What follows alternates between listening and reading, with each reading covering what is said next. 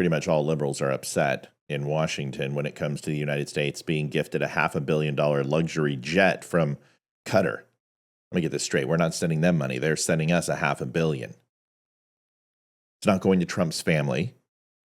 It's not going to the campaign, not the Trump organization, but the United States of America. And the left loses their minds like he personally hijacked it from the runway in Doha and flew it home draped in MAGA flags or something. These people are shrieking foreign corruption like they just discovered ethics for the first time in their miserable, hypocritical lives. This is the same crowd that had no problem watching Obama send $1.7 billion in cash to Iran. Literal pallets of money in the dead of the night.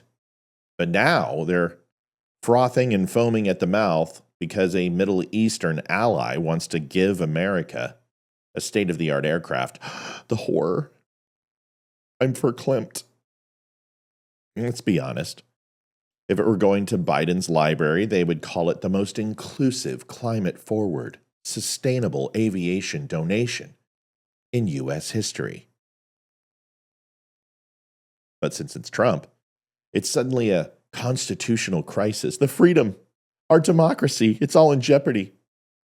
You want to talk about foreign money? We can do that. Let's start with the Clinton Foundation. It was a worldwide pay-to-play racket that magically dried up the second Hillary lost in 2016. Millions upon millions from Saudi Arabia, China, Qatar, the Ukraine, you name it, they paid it. Why? Not for charity, for access, for favors, for State Department pull. That foundation was a global ATM for foreign governments looking to buy their way into American politics. But sure, tell me more about how Trump's plane is a real problem. And Obama. Let's cut the crap, folks. The man went from community organizer to rolling in Netflix money, hobnobbling with the Colorama and Martha's Vineyard, living like Jay-Z without the talent. How? A couple speeches and a ghost-written memoir? Give me a break. That wasn't earning. It was cashing out. He didn't write his way to millions. He sold influence like a corner dealer sells fentanyl. Now Biden, the walking corpse in aviators. His family is basically a third-world kleptocracy wearing Delaware zip codes. Millions funneled in through anonymous LLCs and shell companies. Hunter pulling bags from China, Romania, and Ukraine while his dad was VP. Checks to grandkids, wires to girlfriends, 10% for the big guy. And this is the crew screaming about a gifted plane to the federal government. Sit the hell down. And it doesn't end with Biden. Pelosi made a fortune on stock trades so perfectly timed they would make Warren Buffett jealous. John Kerry's family cashed in from the same energy deals he was regulating. And the second they leave office, these scumbags all magically land board seats in countries we were just sending foreign aid to. But Trump, yeah, he's the one who's corrupt. Let me make this real simple and clear. That plane isn't a gift to Trump. It's a gift to the country.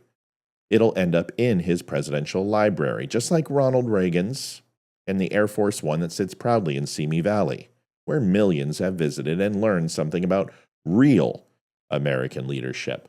Eisenhower has a library, JFK has one, even Bill Clinton has a museum, and God knows what's hidden in that crawl space. Maybe it's the blue dress. But Trump? Let's screech like banshees and pretend it's treason. The truth is, you don't give a damn about the rules. You don't care about foreign influence. You just hate Trump. You hate his legacy. And you're just cementing yourself right in, whether you like it or not. He's still winning. He's still getting respect on the world stage. And worst of all for you, he's making America look strong again, or great again. Let me say that. Meanwhile, you sold this country off piece by piece for decades. You let China buy the universities, the farmland, the movies, the media, even parts of your own government. You cheered it on as global progress, but the second Trump is shown respect from a foreign ally, suddenly it's international scandal. Please. I'm not a big fan of Qatar, but I do like new planes. Qatar didn't hand this plane over with a bribe. They handed it over with respect. And that's what eats you alive, because respect for Trump means rejection of you. So cry harder, scream louder, seethe. It won't change a thing. He's still flying, and you're still grounded in your own delusion. If it makes you feel any better, I heard the plane identifies as a non-binary Black & Decker power drill. So that should take the edge off.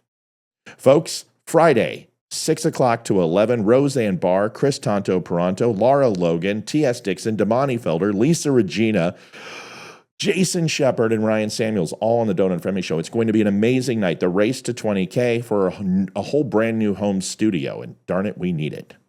Maybe you can stop on by Friday night. Come see us across all the channels that you purview and watch us on. We'll see you then.